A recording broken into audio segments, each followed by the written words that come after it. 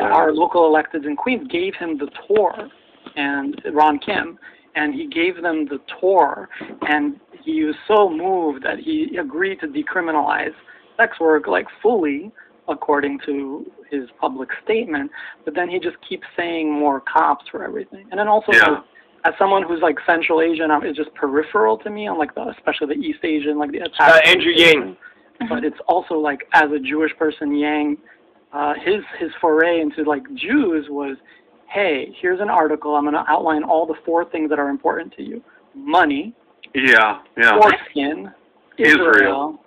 And police. That's basically his platform. Oh, my God. And it was just disgusting, right? Like, it's just like... Oh, my gosh. Francesca Fiorentini had done this video 2 months ago. She is so fucking ahead of the curve. She's Antifa. She's a national treasure, just as much as, you know, really, I don't want to say any one of us. She's more of a national treasure than most of us. Katie Halper, Breonna Joy Gray, they've all talked about the New York City mayor's election. They're news people, commentators, whatever, fucking journalists, right? So there's a big-ass fucking election. De Blasio's out. There's going to be a brand new one. New York City, big-ass city, one of the biggest in the fucking, in the nation state, I think, one of the biggest out there. Amber Ruffin said something, so, you know, Katie Halper, Breonna Joy Gray, Francesca Fiorentini, and Amber Ruffin. Amber Ruffin had actually explained how ranked choice voting in New York City works.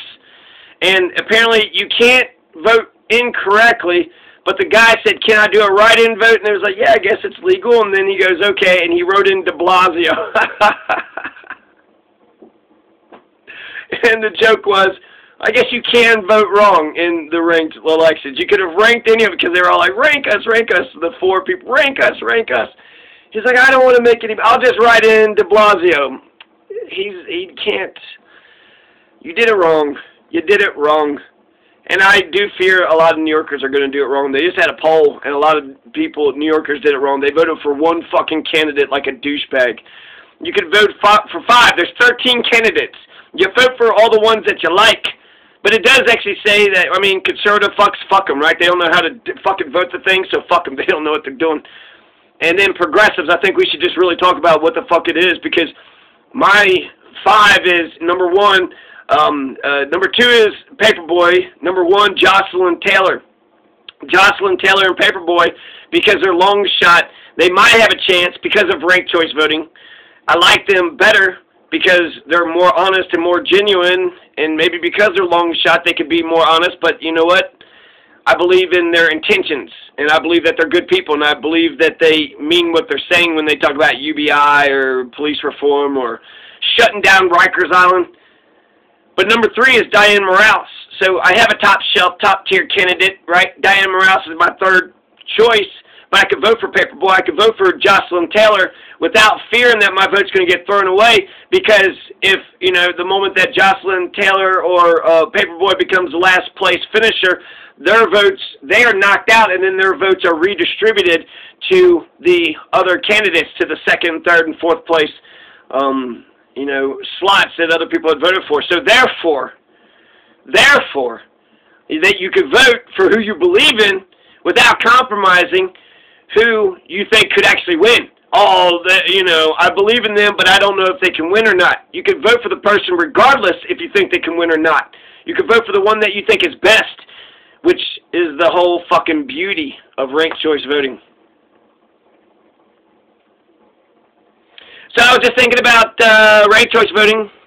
My ranked choice voting would just be, you know, maybe 2, 3. It might take 3 rounds, because to me it feels like if you do a top 5, which I think could handle 50 to 100 candidates, top 5, you're asking a lot for top 5, okay? You're asking a shit ton top 5.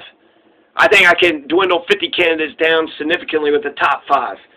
Top 3. So the first one's top 5, then the second one is top 3, and frankly, just 5 rounds. 5 rounds. If you're first candidate, then the second, I mean, it gets too complicated. Nobody thought about the 13th fucking round. If that person did this, that person did that. Nobody thought that far, but then I'm thinking, shit. Maybe I haven't thought that far, so maybe I'm not, you know, it just feels wrong. It doesn't feel mathematically sound. You know what I mean? it doesn't feel mathematically. So if you vote for the eventual winner, then your vote just stays with that person up until the end, and then you're just waiting for the other person. I don't know.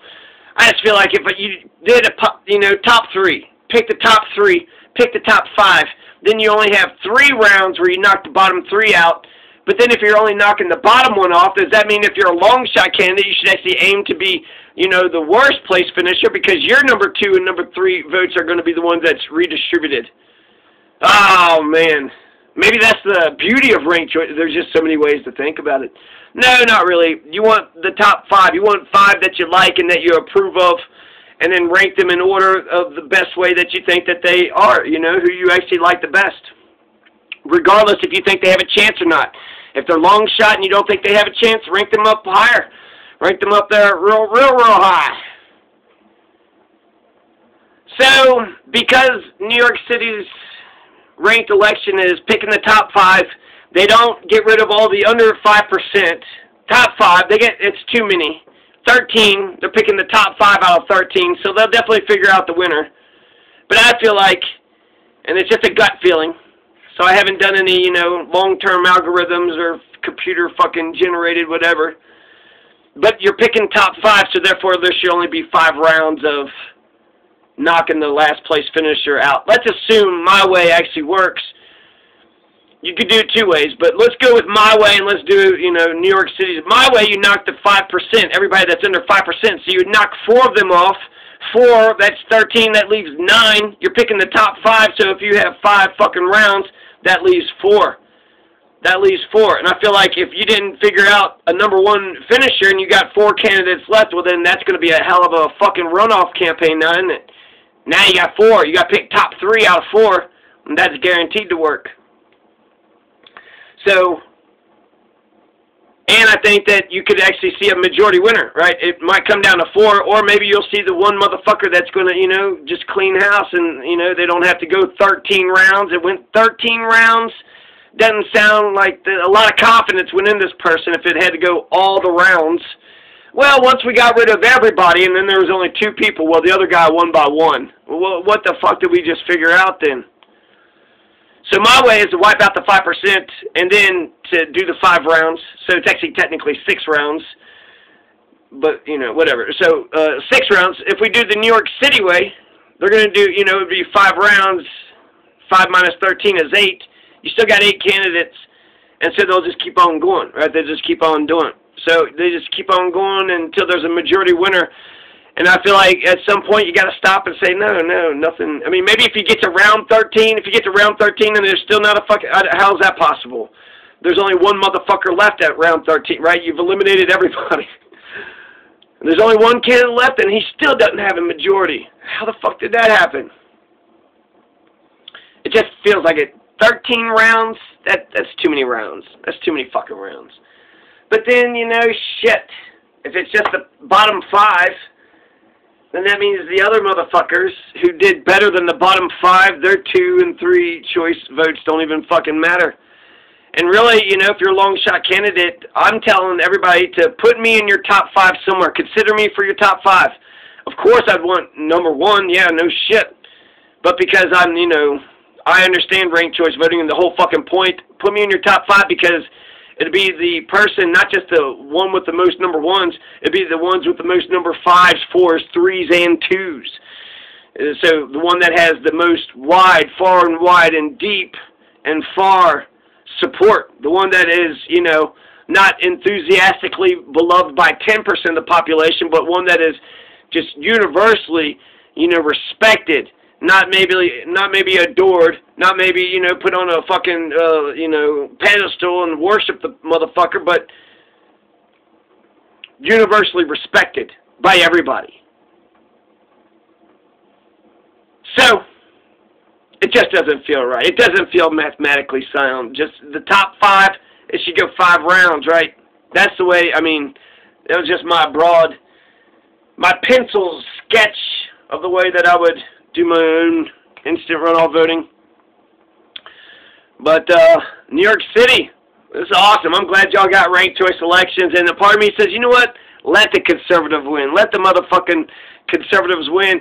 If a progressive wins, they'll fucking freak the fuck out and blame it on the election system. So let a conservative fucking win. Eric Adams, he's a Democrat, right? He's vegan. Hitler was vegan, so, you know, you gotta watch out for that. Eric Adams, he's vegan just like Hitler was. So we should worry about what does Eric Adams think about Jewish people and gypsies and communists.